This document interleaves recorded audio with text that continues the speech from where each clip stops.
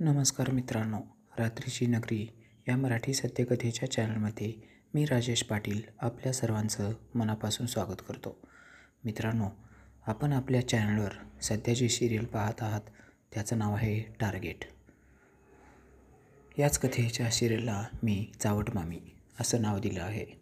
आत्तापर्यंत आपण आपल्या चॅनलवर सदरील कथेचे 2 भाग ऐकलेले आहेत. आज मी तुमच्यासमोर आता या कथेचा 3रा भाग सादर करत आहे. मित्रांनो, पुढं असं घडलं, या अगोदर काय झालं होतं काय नाही हे न सांगता मी आजच्या कथेला म्हणजे कथेच्या पुढच्या भागाला थेट सुरुवात करत आहे. त्यासाठी तुम्हाला या अगोदर काय झालं हे माहीत करून घेण्यासाठी कृपया आपण आपल्या चॅनलच्या मामी नावाच्या प्लेलिस्टमध्ये तुम्हाला जायचं आहे. तिथं तुम्हाला सदरील कथेचे संपूर्ण भाग ऐकायला मिळणार आहेत. तर मित्रांनो, पुढं काय झालं बघा. मी अनेक प्रकारचे प्रश्न मामीला विचारू लागलो होतो आणि मामीनंसुद्धा तसं ठरवलं होतं. मी जे काही विचारेल त्याचं उत्तर मामी मला देणार होती. म्हणून मी मुद्दामच मामीला म्हणालो, मामी, तुमच्या ह्या दुधूचा आकार एवढा मोठा कसा आहे हे मला सांगा. तुम्ही जर नाही सांगितलं तर शेजारच्या वंदना वहिनीकडे मी जाणार किंवा माझ्या आईला विचारणार आणि ह्या दोघींनी पण नाही सांगितलं तर मी माझ्या शाळेतल्या शिक्षकांना विचारणार. आता मात्र मामीला जाम टेन्शन आलं. तिला हसू पण येत होतं आणि माझ्या बालिशपणाबद्दल राग पण येत होता. परंतु ती आता काय करावं तिला काही समजत नव्हतं. त्याच्यामुळं ती जरा शांत झाली. मला तिनं प्रेमानं जवळ घेतलं आणि मला म्हणाली, सांगते मी, सर्व काही सांगते, चला आत. परत तिनं माझ्या हाताला धरून नेहमीप्रमाणे मला तिनं तिच्या बेडरूमकडे घेऊन गेली. बेडरूममध्ये गेल्यानंतर तिनं मला तिच्या दिवाणवर बसवलं आणि मला म्हणाली, काय राजेश, काही पण असले प्रश्न विचारतायत, तुम्हाला काहीच कसं वाटत नाही हो? तसं मी म्हणालो, काय झालं मामी, मी विचारू नको का? तुम्हाला जर वाटत असेल तर मी विचारू नको, ठीक आहे, तुम्ही नका सांगू. तुम्हाला उत्तर जर द्यायचंच नसेल तर सांगू नका, मी पाहतो काय करायचं ते. आता मामीला परत टेन्शन आलं.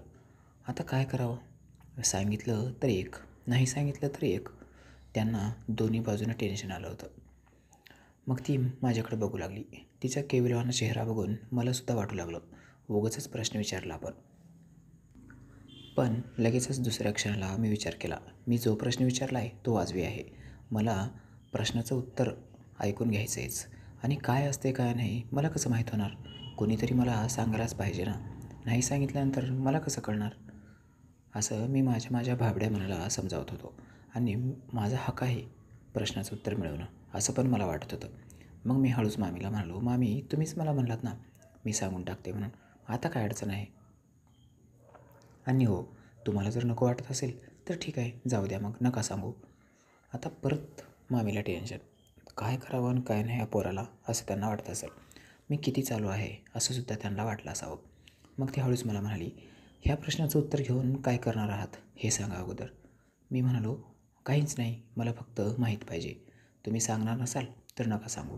आता माझ्याकडं खूप मोठं हत्यार होतं आणि ते हत्यार म्हणजे मी फक्त मामीला टार्गेट करत होतो. तुम्ही नाही सांगितलं तर मी शेजारच्या वंदना वहिनीला विचारणार, तिनं नाही सांगितलं तर मी आईला विचारणार आणि ह्या दोघींनी पण नाही सांगितलं तर मी माझ्या शाळेमधल्या शिक्षकांना विचारणार. मी असं म्हणलो की मामी हसायची. मामीला जाम हसू यायचं. तिचं हसणं कंट्रोलच व्हायचं नाही. ती पोट धरून मनसोक्त एकदम खळखळून हसायची.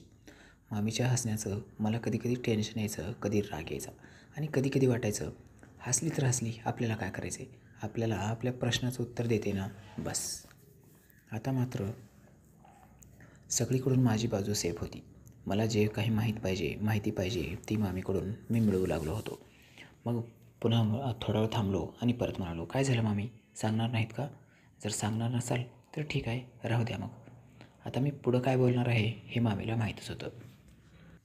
त्याच्यामुळं मामी लगेच मला म्हणाली, हो, मी नाही सांगितले की तुम्ही शेजारच्या वंदना वहिनीला विचारणार, त्याने नाही सांगितले की तुमच्या आईला विचारणार, त्या दोघींनी पण नाही सांगितले की तुम्ही तुमच्या शिक्षकांना विचारणार, हो ना?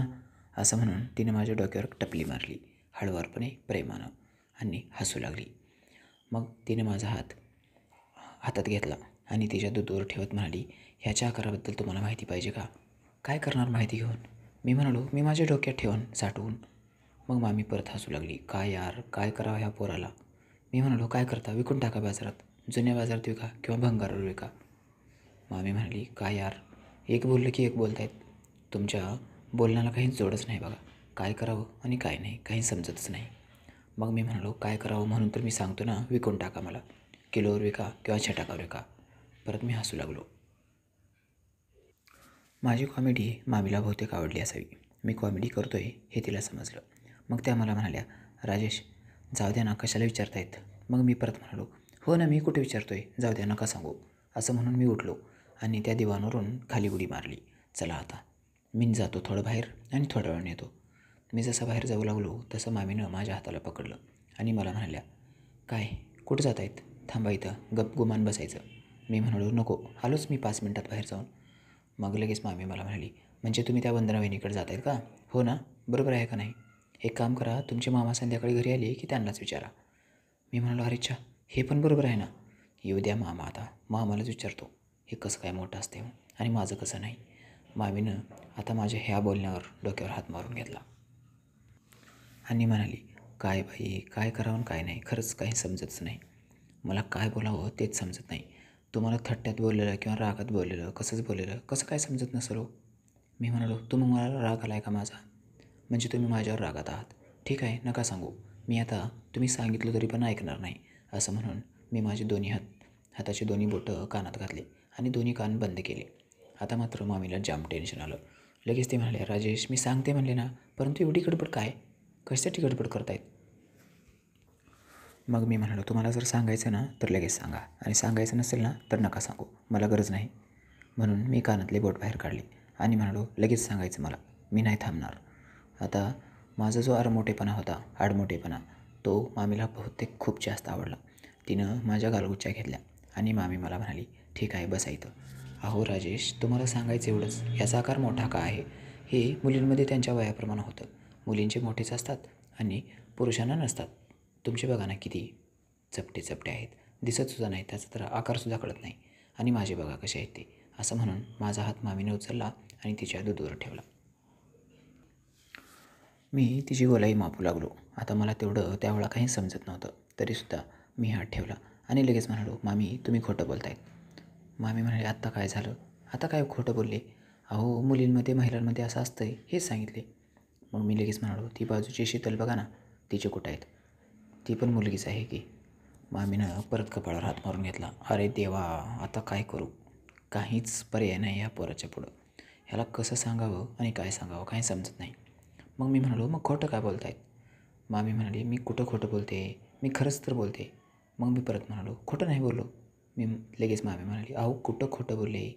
मग मी म्हणालो, तुम्हीच म्हणलात महिलांमध्ये पोरींमध्ये हे मोठे असतात, ते शीतलचे का मोठे नाहीत, बघा ना तिच्याकडं, ती पण माझ्यासारखीच एकदम सपाट आहे. मामीनं माझ्या तोंडावर हात फिरवला, मला मायेनं जवळ घेतली आणि मला म्हणाली, राजेश ती आणखीन लहान आहे, ती जेव्हा मोठी होईल ना तेव्हा तिचे पण मोठे होतील. मग मी लगेच म्हणालो, आणि ठीक आहे तुम्ही आत्ता पण खोटंच बोलतायत. मग मामी म्हणाली, आत्ता काय झालं, आत्ता काय खोटं बोलले. मग लगेच मी म्हणालो, बघा घराच्या पलीकडे, त्या शीतलच्या घराच्या पलीकडे तिची माया आहे, ती तर मोठी आहे ना, तिचे तर कुठे मोठे आहेत, तिचे तर लिंबू एवढेच आहेत आणि तुमचे बघा कसे मोठे मोठे आहेत. मामी आता जाम टेन्शनमध्ये आली. माझ्या प्रश्नाचं उत्तर देणं मामीच्या आटोक्यातच नव्हतं असं तिला वाटू लागलं. ती मला म्हणाली, खरंच तुमच्या प्रश्नाचं उत्तर देणं खूपच अवघड आहे. एवढी मुश्किल आणि एवढ्या टेन्शनमध्ये मी माझ्या आयुष्यात कधीच आले नव्हते. परंतु तुमच्यामुळं मात्र आता मला खूप टेन्शन येते. मग मी म्हणालो, हो ना, माझ्यामुळं तुम्हाला टेन्शन येते तर नका सांगू. मी तर म्हणलो ना, तुम्ही काही सांगू नका. मी माझ्या प्रश्नाचं उत्तर कुठून घ्यायचं आहे ते मला माहीत आहे. मग मामी म्हणाली, बरोबर आहे, तुम्ही आता ते वंदना वहिनीकडे जाणार, तुमच्या आईकडे जाणार, शिक्षकाकडे जाणार आणि त्यांना विचारणार, त्या मायाचे लिंबू एवढे आहेत, त्या शीतलचे नाहीतच आणि माझ्या मामीचे एवढे मोठे आहेत, हो ना. मग मामी माझ्याकडे थोडंसं राग बघू लागली. मग मी म्हणालो, तुम्हाला राग येतो आहे माझा, ठीक आहे राहू द्या, कुणालाच विचारत नाही. मला माझ्या प्रश्नाचं उत्तर नकोच आहे. मला काय करायचं आहे, कुणाचं किती का मोठं असणार काय का असणार, नकोच मला. आपल्याला ह्या प्रश्नाशी काही देणं घेणंच नाही, जाऊ द्या. आता आजच्या बाद तुम्हाला काहीच विचारणार नाही मी. कुठलाही प्रश्न विचारायचा जर असेल ना, मला ज्याला विचारायचं आहे त्याला विचारण किंवा मी विचारणारच नाही, तुम्ही सोडून द्या. तुम्ही इंटरफेअर नका करू, तुम्ही विचार पण करू नका आणि काळजी पण करू नका. आणि माझ्याबद्दल ते आपुलकी, प्रेम, भावना, माया जी करतायत ना ते सोडून द्या सगळं. मला माहीत आहे सगळं काही खोटं आहे, तुम्ही उगं करतायत सगळं. आता मी नाराज झालो आहे हे मामीला समजलं. मग ती लगेच मला म्हणाली, राजेश इथं बसा. तिनं जबरदस्तीच मला खाली बसवलं, परंतु मी बसतच नव्हतो. तिनं बसवली की मी तट करून उठायचो. मामीनं खाली हाताला धरून बसवली की मी तट करून उठायचो. असं 4-5 वेळेस झालं.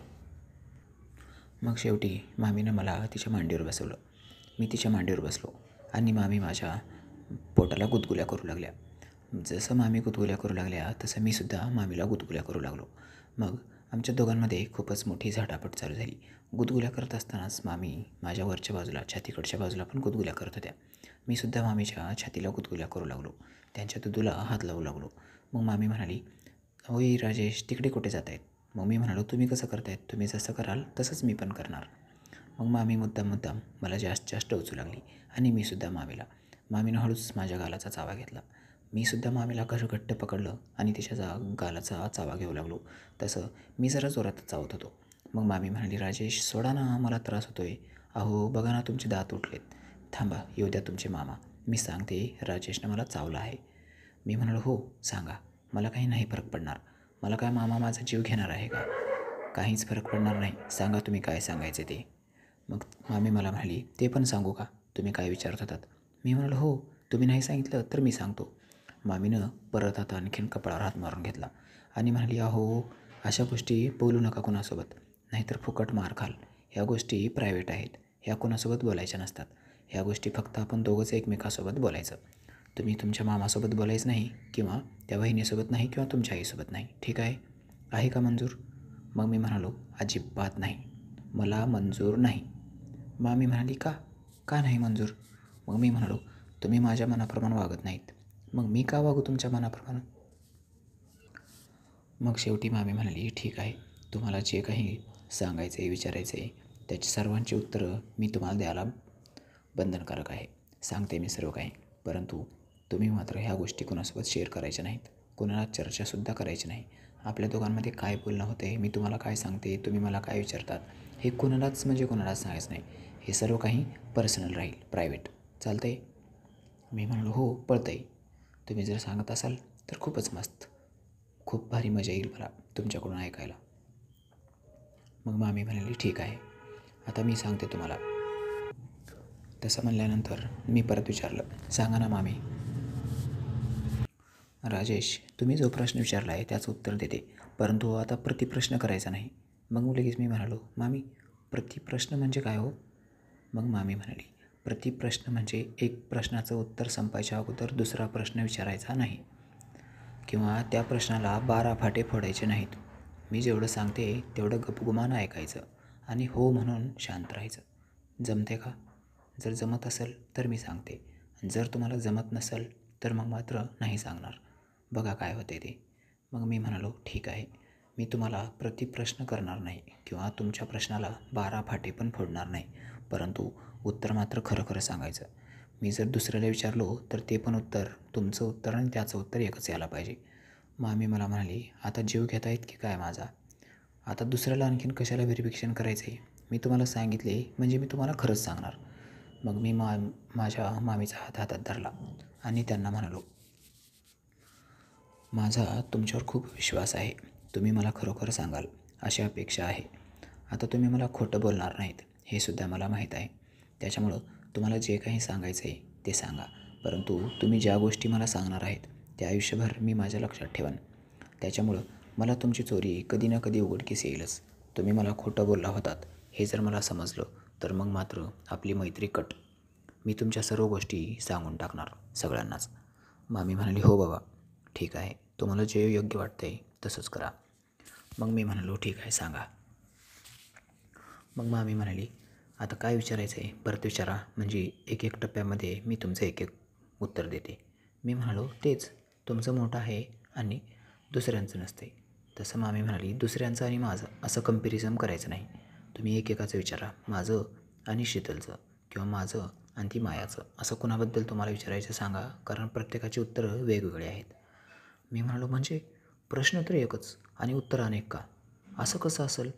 मामी म्हणाली, "हो, तसंच आहे. त्याच्यामुळे तर मी सांगत नव्हते." मी म्हणालो, "म्हणजे तुम्हाला काय म्हणायचं आहे? प्रश्न एकच आणि त्याला उत्तर मात्र घे भले." "हो हो हो." मामी म्हणाली, "हो, त्याला तुमचा जरी प्रश्न एक असला तरी त्याला उत्तरं भरपूर आहेत. घे भली उत्तरं. त्याच्यामुळं कंपॅरिझन करायचं नाही." तुम्हाला जे विचारायचं आहे ते नीट विचारा. मग मी एकेकाबद्दल उत्तर सांगते. मित्रांनो, कथा मी इथं थांबवत आहे. आपल्या कथेला लाईक आले पाहिजेत. कथा तुम्हाला आवडत असेल तरच बघा, आवडत नसेल तर विषय क्लोज. तुम्ही कथा स्किप करू शकता. आणि हो, आपण जर आपल्या चॅनलवर पहिल्यांदाच आला असाल तर कृपया आपल्या चॅनलला सबस्क्राईब करा, कथेला लाईक करा, शेअर करा. या कथा माझ्या स्वतःच्या असल्यामुळे तुम्हाला इतरत्र कुठेसुद्धा ऐकायला, वाचायला किंवा पाहायला कुठेही मिळणार नाही. संपूर्ण सामग्री माझी स्वतःची आहे. त्याच्यामुळं आपल्या चॅनलशिवाय तुम्हाला इतरत्र अशी मजा कुठेसुद्धा येणार नाही.